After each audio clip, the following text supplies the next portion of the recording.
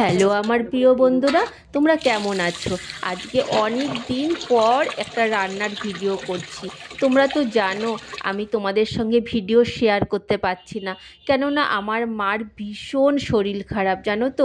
দেখো, শ্বশুরবাড়িতে আছি, রান্না বান্না মানে ঘরদোর পরিষ্কার সব কিছুর করেও মাকে দেখতে হচ্ছে। তাই তোমাদের সঙ্গে আর এই ঠিকঠাক করে ভিডিও দিতেও পারছি না, লাইভেও আসতে পারছি না।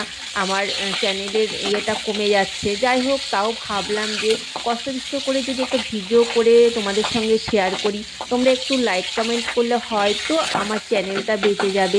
তাই আর কি, এই দেখো আজকে নিয়ে এসেছিলাম পাবদা মাছ।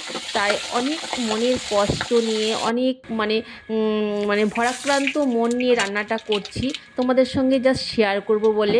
আর তোমরা একটু দেখে আমার ভিডিওটা একটু লাইক কমেন্ট করে দিও। আর তোমরা তো জানোই পাবদা মাছ কী করে রান্না করতে হয়। দেখো কিভাবে রান্না করছি, অনেক কষ্ট করে মশলাটা করে, কি বলবো, দেখো সবই কিছুই করতে হয়। যতই শরীর খারাপ হোক, যতই কষ্ট হোক, সংসারে অনেক কিছুর মধ্যে দিয়েও সংসারটাকে ঠিকঠাক রাখতে হয়। তাই আর কি বলো। এইবার আমি দেখো মশলাটাকে ভালো করে কষিয়ে নিচ্ছি, তোমরা দেখতেই পাচ্ছ। আর পাবদা মাছটা নিয়ে এসেছিলাম আজকে। ছেলেও অনেক দিন বলছিল, মা অনেক দিন পাবদা মাছ খায় না, তাই নিয়ে এসেছিলাম, আজকে রান্না করলাম। আর দেখো, সর্ষে পোস্ত দিয়েই কিন্তু পাবদা মাছটা ভালো লাগে। আর এই যে ভাজার ব্যাপারটা, তোমরা ভেজেও নিতে পারো বা কাঁচাটাও করতে পারো, খুব ভালো লাগে। কাঁচাটা কিন্তু খুব ভালো লাগে। ছেলে যেহেতু কাঁচাটা খেতে চায় না, সেহেতু ভাজা।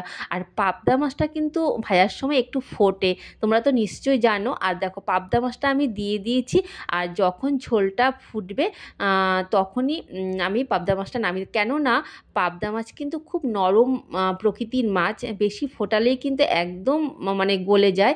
তাই পাবদা মাছটাকে বেশি আমি ফোটাবো না, একটু যখন ফুটে উঠবে তখনই আমি নামিয়ে নেব। আর কিছু কাঁচা লঙ্কা দিয়ে দিচ্ছি, ঝালটা যেহেতু কম দিয়েছি, সেহেতু ঝালটা যার কম লাগবে সে একটু মেখে খাবে ঝালটা, তাই কটা কাঁচা লঙ্কা দিয়ে দিলাম। আর কাঁচা লঙ্কা দেখবা সর্ষে পোস্তর মধ্যে দিলে না আলাদা একটা টেস্ট হয় যখন মেখে খাওয়া হয়। দেখো আমার মাছের ঝোলটা কিভাবে ফুটছে। এখন কিন্তু আমি নামিয়ে নেব মাছের ঝোলটা। মোটামুটি আমার মাছটা হয়েও এসছে, তোমরা দেখতে পাচ্ছ। হ্যাঁ, মা ভর্তি রয়েছে হসপিটালে। আর সব কিছু সেরে মার কাছে এখন যাব।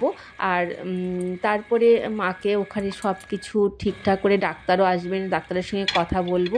মোটামুটি হয়ে গেছে দেখো আমার পাবদা মাছটা। আর দেখতে কেমন হয়েছে কিন্তু তোমরা অবশ্যই জানাবে। আর আমার অনেক অনেক ভালোবাসা নেবে, আমার চ্যানেলের পাশে তোমরা থাকবে। তোমরা তো জানোই আমি একটা প্রবলেমের মধ্যে রয়েছি, তোমরা নিশ্চয়ই আমার এই প্রবলেমে আমার সঙ্গে থাকবে। সবারই দেখো কম বেশি সংসারে কিন্তু প্রবলেম থাকে। তাও এই যে শরীর খারাপ, মা বাবার বা সন্তানের যদি শরীর খারাপ হয় না, তখন কিন্তু মনকে আর ঠিক রাখা যায় না, মানসিক অবস্থা ঠিক থাকে না। তার মধ্যে দিয়েও তোমাদের সঙ্গে এই ভিডিওটা শেয়ার করলাম। ভালো থেকো, টাটা।